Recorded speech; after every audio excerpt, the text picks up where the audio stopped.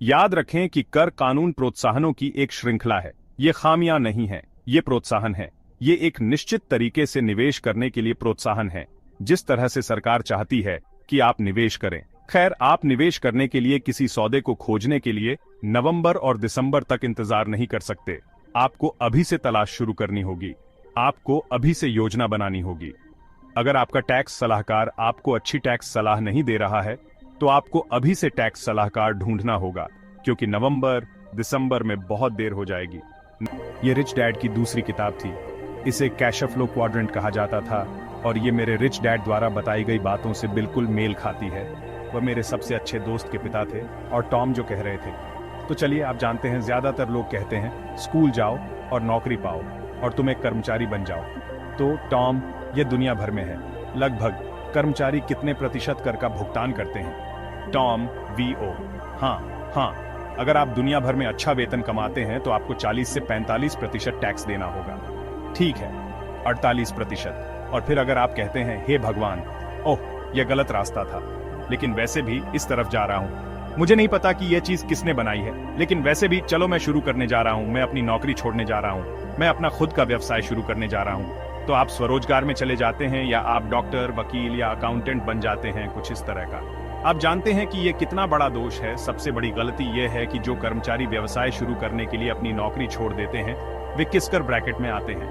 हाँ, अब वे लगभग 60% कर ब्रैकेट में आते हैं। टीओम, वीओ, 60%। तो बधाई हो, आपने अपना खुद का व्यवसाय शुरू किया और अब सरकार आप पर ज्यादा कर लगा रही है। और फिर बी का मतलब है बड़ा व्यवसाय, और आईआरएस के अनुसार राजस्व सेवा कोड में जाता है। ये लगभग 500 कर्मचारी हैं। तो ये Elon Musk, Donald Trump, Jeff Bezos और ऐसे ही लोग हैं। तो एक बड़ा बिजनेस उद्यमी कितना भुगतान करता है? लगभग 20%। और आई का मतलब है इनसाइडर। ये अंदर के निवेशक नहीं है। देखिए, ये लोग बाहर से निवेश करते हैं। वे stock, bond, mutual fund, ETF में निवेश करते हैं। टोनी रॉबिन्स यही सब सुझाते हैं। मुझे लगता है कि यह मजेदार है, लेकिन मेरे अमीर पिता ने कहा कि यहाँ आओ, सौदे के अंदरूनी सूत्र बनो। और इसलिए हम उन स्टॉक, बॉन्ड, म्यूचुअल फंड के साथ बाहर से नहीं खेलते।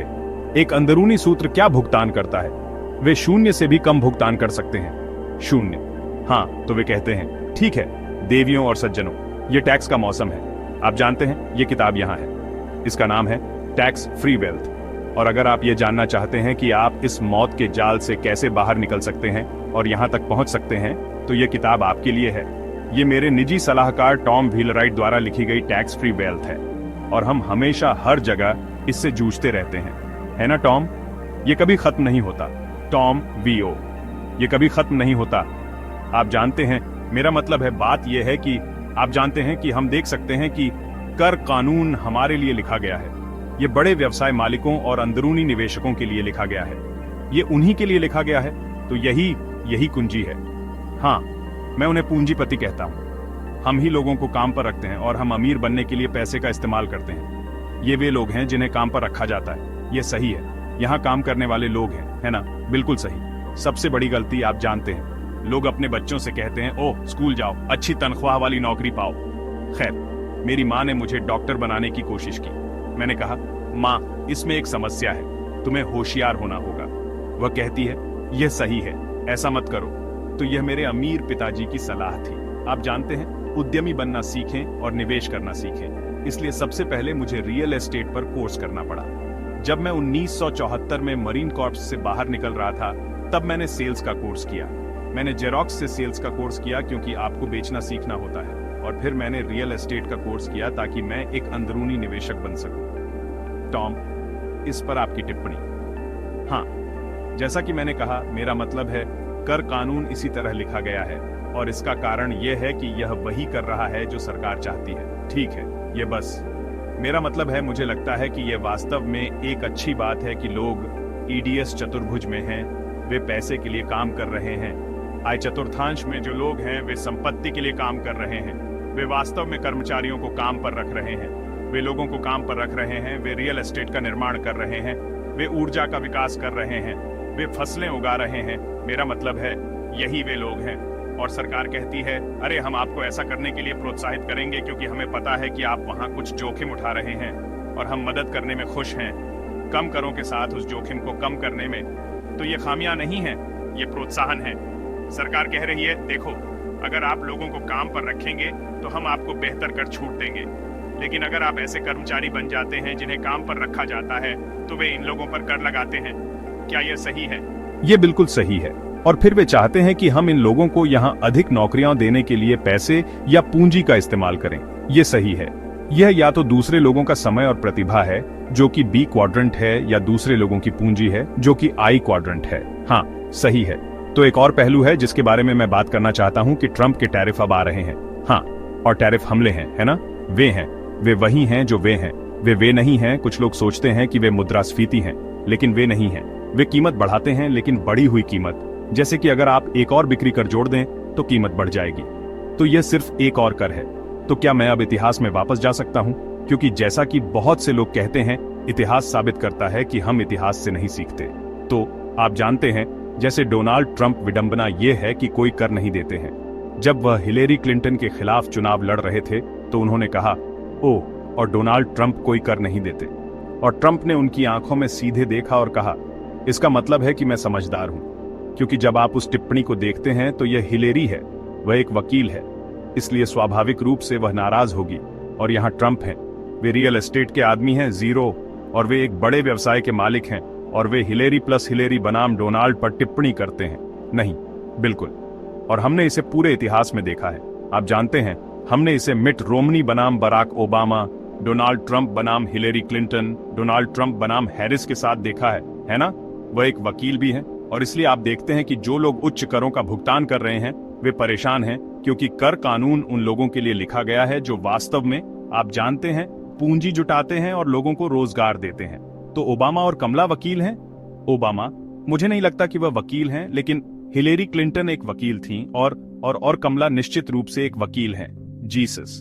तो यह दूसरी बात है जो मैं कहना चाहता हूं, वह यह है कि मैं सैन्य स्कूल गया था और हमें कार्ल मार्क्स का अध्ययन करना था। आप जानते हैं, कम्युनिस्ट घोषणा पत्र। और कार्ल मार्क्स ने यह कहा, साम्यवाद के प्रसार के लिए एक क्रमिक आयकर आवश्यक है। मैं इसे फिर से कहूंगा, साम्यवाद के प्रसार के लिए एक क्रमिक आयकर आवश्यक है। मैं टॉम के साथ इस मुद्दे को इसलिए उठा रहा हूं क्योंकि बहुत से लोग कहते हैं, ओह, आप कर नहीं देते, ये कितना अमेरिकी है। मैंने कहा, नहीं, कर चुकाना साम्यवाद है। और उन्हें यह बात समझ में नहीं आती है ना? नहीं, मुझे लगता है, जैसा कि आप कहते हैं, वे अपना इतिहास भूल जाते हैं कि क्रांतिकारी युद्ध करों को लेकर शुरू हुआ था, और फिर बहुत सी चीजें होती हैं। करों का हमारे जीवन पर हर दिन बहुत बड़ा प्रभाव पड़ता है। ठीक है। और टॉम ने यहां जो बात उठाई वह यह थी कि अमेरिका की स्थापना एक कर विद्रोह के रूप में हुई थी। ठीक है, इसे पार्टी कहा जाता था, और यह एक आतंकवादी विद्रोह था। हम अमेरिका को अंग्रेजी चाय पर अब कर नहीं देना चाहते थे, तो वह 1773 था, और इससे क्रांतिकारी युद्ध हुआ। तो यह सबक है। सबसे पहले मुद्रा युद्ध है, दूसरा व्यापार युद्ध है, तीसरा गोलीबारी युद्ध है। तो अभी हम चीन के साथ करों को लेकर गोलीबारी युद्ध में उतरने वाले हैं, साथ ही ताइवान, साथ ही हमारे पास मध्य पूर्व, साथ ही आपके पास रूस और यूक्रेन है। तो करों और युद्ध के बीच सीधा संबंध है। इसे दूर करो टॉम। नहीं, इसमें कोई सवाल नहीं है। मेरा मतलब है, पूरे इतिहास में आप जानते हैं लोग युद्ध क्यों करते हैं। अगर आप द्वितीय विश्व युद्ध को देखें तो जर्मनी पर बहुत सारे कर लगाए गए थे। दुनिया ने जर्मनी पर इतना कर बोझ डाल दिया था कि उन्हें लगा कि उनके लिए एकमात्र रास्ता फांसीवाद ही है। हिटलर। सही है। और एडोल्फ हिटलर 1933 में सत्ता में आया, लेकिन एफडीआर फ्रैंकलिन डेल एक और कर आदमी था। खैर, निश्चित रूप से, ऐतिहासिक रूप से डेमोक्रेट रिपब्लिकन की तुलना में अधिक समाजवादी झुकाव वाले रहे हैं। मेरा मतलब है, ये मंच में अंतर है। रिपब्लिकन बहुत पूंजीवादी रहे हैं और डेमोक्रेट बहुत अधिक समाजवादी रहे हैं। इसलिए मुझे लगता है कि यह दोनों के बीच एक स्वाभाविक प्रवृत्ति होगी, और ऐतिहासिक रूप से रिपब्लिकन ने कम कर लगाए हैं और डेमोक्रेट ने कर बढ़ाए हैं। हाँ, यह वाकई काफी दिलचस्प है। यह टैक्स का मौसम है। टैक्स प्लानिंग करने का समय अभी है, अप्रैल की पहली तारीख नहीं। ब्रेक पर जाने से पहले क्या आप इस बारे में कोई टिप्पणी करना चाहेंगे कि लोग बेहतर टैक्स प्लानर कैसे बन सकते हैं? हाँ, मुझे लगता है कि आपने पहले कहा था कि याद रखें कि टैक्स कानून प्रोत्साहनों की एक श्रृंखला है। ये खामियां नहीं है, ये प्रोत्साहन है। वे एक निश्चित तरीके से निवेश करने के लिए प्रोत्साहन है, जिस तरह से सरकार चाहती है कि आप निवेश करें। खैर, आप निवेश करने के लिए किसी सौदे को खोजने के लिए नवंबर और दिसंबर तक इंतजार नहीं कर सकते।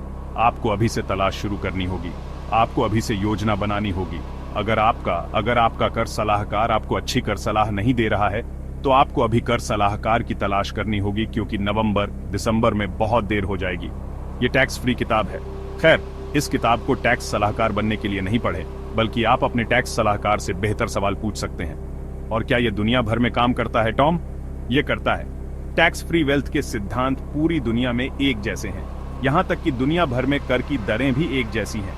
वे बहुत बहुत दिलचस्प हैं। और हमेशा याद रखें, अमेरिका की शुरुआत कर विद्रोह बोस्टन टी पार्टी से हुई थी।